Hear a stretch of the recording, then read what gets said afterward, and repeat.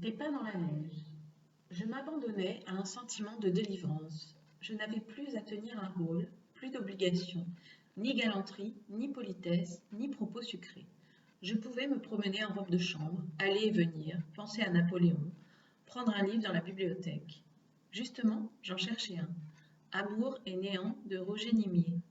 Il y avait dans ce livre une phrase dont je me souvenais imparfaitement. Je pris le volume et je retrouvai la citation. Il vient un temps au cœur du doute où seul un acte figure la certitude, et on revient au geste du plaisir comme on retournerait à l'innocence. Elle me plaisait, cette phrase. J'en aimais les sonorités amples comme des vagues de désespoir, une musique qui évoque le style de Monterland, la jouissance sur fond noir, son parcours d'ascèse face au néant. J'éprouvais une sensation inaccoutumée, le sentiment du bizarre, comme si l'air me manquait. Une atmosphère pesante et cotonneuse. Les bruits du dehors me parvenaient de manière assourdie. J'avais déjà ressenti cette impression lorsque la porte s'était refermée sur la jeune femme rousse. Je me demandais s'il ne s'agissait pas là des symptômes de la paralysie générale ou d'une maladie nerveuse qui commence par altérer l'ouïe. Ce sentiment d'oppression devint si fort que je me dirigeai vers la fenêtre. Je tirai les rideaux. Ce fut un choc. Il neigeait à gros flocons. La neige avait recouvert le marronnier, le figuier, les pavés de la cour où se lisait la trace des pas de ma visiteuse, les toits alentour. Elle avait festonné l'encadrement des fenêtres. Le lampadaire continuait d'éclairer bravement. J'ouvris la fenêtre. Un air glacé se plaqua sur ma poitrine.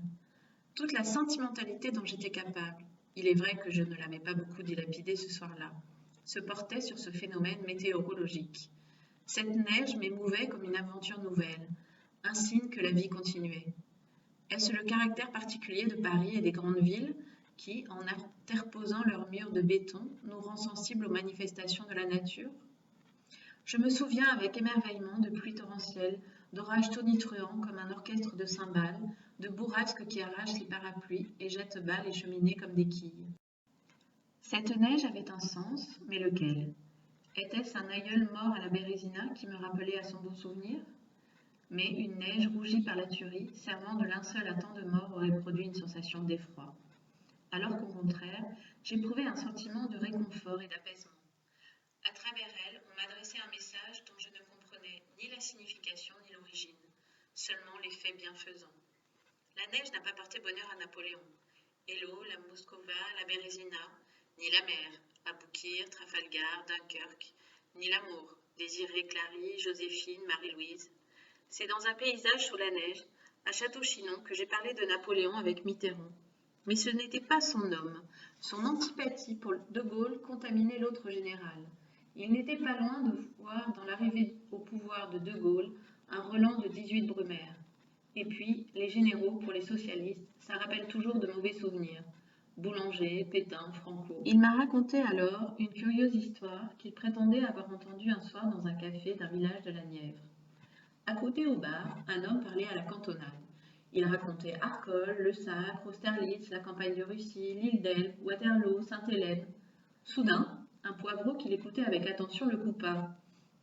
Dis voir, René, celui dont tu causes, ce serait-il pas un certain Robert? Et Mitterrand brochait sur les légendes qui couraient depuis des siècles dans cette région du Morvan sur ce fameux Robert, sorte de Mandrin ou de Robin des Bois, dont la réputation éclipsait celle des grandes gloires nationales. Ça lui plaisait, ces récits qui avaient trait au folklore local, et remettaient à sa place le panthéon officiel. Il adorait l'histoire, mais il n'y croyait pas. De Gaulle, là encore, l'avait traumatisé en le frustrant des honneurs qu'il estimait lui être dus. Il ne lui pardonnait pas de l'avoir écarté de la chevalerie de la Résistance, les compagnons de la Libération, et d'avoir biffé son nom sur la liste des résistants présentée par Henri Freinet. Depuis, Mitterrand se méfiait de l'histoire et de ses soi-disant grands hommes. Il est vrai qu'il n'était pas encore président, et des présages obscurs semblaient annoncer qu'il n'y arriverait jamais.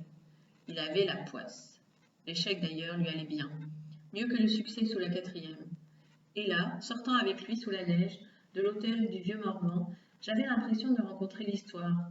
Pas une histoire grandiloquente, mais une histoire humaine, accessible, dans sa version quotidienne, à ma portée. Une histoire qui parlait et ne lésinait pas sur les anecdotes. Mais, à l'époque de la jeune femme rousse, Je n'en étais pas encore à rencontrer les grands de ce monde, même ceux que je croyais promis à l'échec. J'avais retrouvé le marasme de mes 18 ans. J'étais revenue à la case départ. Une femme que j'avais aimée à la folie m'avait plaqué. J'avais quitté un grand journal. Je m'étais inscrit au chômage. Toute chose qui n'incite pas à l'optimisme. L'horizon se bouchait. Je me disais que ces quelques années flamboyantes dans le journalisme n'avaient été qu'une astuce du destin pour mieux m'abattre. Je me voyais en demi-solde, traînant la savate et sombrant peu à peu dans l'amertume et l'aigreur. Heureusement, il y avait la littérature. Jamais bouée de sauvetage n'aurait été plus utile. Je sombrais, mais je m'accrochais à ma bouée. Comme Mitterrand aux heures difficiles, quand tout l'abandonnait, il écrivait. Une prose léchée, un peu endimanchée, qui ne révélait rien de sa complexité de personnage à la Benjamin Constant.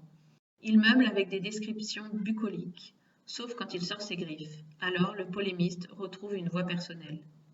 Quel dommage qu'il n'ait pas essayé de voir clair en lui. Quel labyrinthe, du faux, du vrai, de l'opportunisme, une sincérité, beaucoup de mensonges, et malgré tout une vérité. Jamais on n'a été autant blessé. Cet homme, si fier, si orgueilleux, aura payé très cher le pouvoir. Quelle humiliation lui aura été épargnée. On l'a accusé de tout, d'avoir livré les plans de bataille au Viet Minh, d'avoir monté un faux attentat contre lui-même, d'avoir été un pseudo-résistant. Sa limite, c'était son refus de l'héroïque, donc de Napoléon. Il suspectait. Sa limite, c'était son refus de l'héroïque, donc de Napoléon. Il suspectait dans la grandeur une mise en scène, une imposture, ce pouvoir personnel qu'il feignait de honnir et de pourchasser, et qu'il devait pourtant exercer de la manière la plus capricieuse et la plus absolue. Il faut remonter à Metternich pour trouver un chef d'État qui se repaît des correspondances amoureuses décachetées par un cabinet secret. Cela a un côté stendhalien qui s'accommode mal avec les grosses chaussures à clous du GIGN. Sans ces périodes de basses eaux de l'existence, on ne mesurerait pas son étiage. Être abandonné de tout et de tous, sentir le vide autour de soi, la solitude, cela a l'effet bénéfique d'un bon élagage. On a toutes les chances de mieux reverdir. L'ennui, quand la chance vous quitte, que les jeux de la vie sociale se réduisent à leur plus simple expression, c'est qu'alors on a besoin de l'amour. C'est la flamme qui tient lieu de tout. L'amour me manquait, et les expédients que j'employais pour l'oublier ne faisaient que raviver la blessure. La femme qui était partie se parait de tous les charmes. Quelle fille d'un soir pourrait jamais rivaliser avec son souvenir? Oui, j'avais besoin d'être amoureux, besoin de m'enivrer, de m'oublier. Mais les lucioles du sexe, comme la jeune femme rousse, me renvoyaient à moi-même. Une fois l'instant de griserie passé, j'aurais le sentiment de m'être trahi, d'avoir galvaudé une part précieuse de moi-même. Tandis que j'emplissais mes yeux de ce paysage de neige, je savais que ce moment de magie ne durerait pas. Une humeur noire, destructrice, distillerait en moi ses poisons. Je n'aurais plus de repos. Il me faudrait marcher, m'étourdir, pour tenter de déjouer ce mal qui, où que j'aille, quoi que je fasse, ne me laissait pas de paix. Quand cet hiver du cœur cesserait-il? Cette impression de froid qui s'insinue au plus profond de soi, qui nous fait détourner les yeux de l'avenir. Et la jeune femme rousse, n'avait-elle pas, elle aussi, son drame, sa blessure?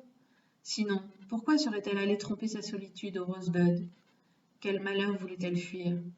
Elle ne cherchait pas le plaisir, elle voulait fuir un tourment. Le plaisir, franchement, c'était bien, à moi aussi, le cadet de mes soucis. Il faut être singulièrement simplet pour imaginer que c'est le début de ce genre d'aventure. On cherche autre chose.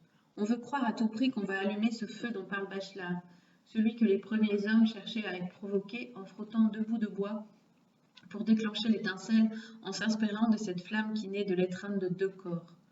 D'où venait que chez moi, le frottement du corps ne produisait plus de feu, mais de la cendre. Pourquoi n'avais-je pas tenté de comprendre cette femme du Rosebud? Pas un geste de compassion ni de tendresse.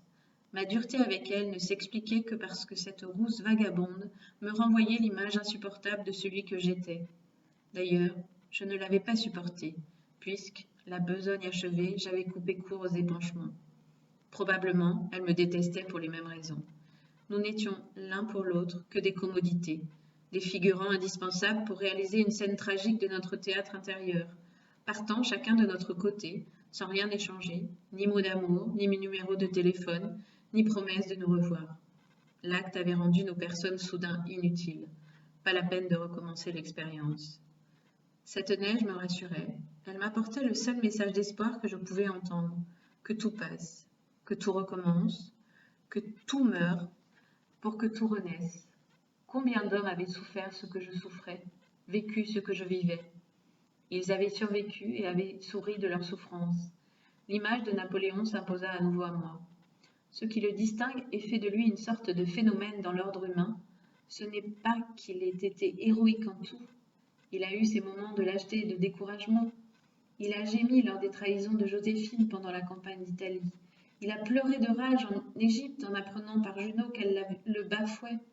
Ce qui fait de lui un personnage hors du commun réside dans son obstination méthodique et réaliste à suivre son rêve, à ne jamais l'abandonner, à l'obliger à céder devant sa volonté.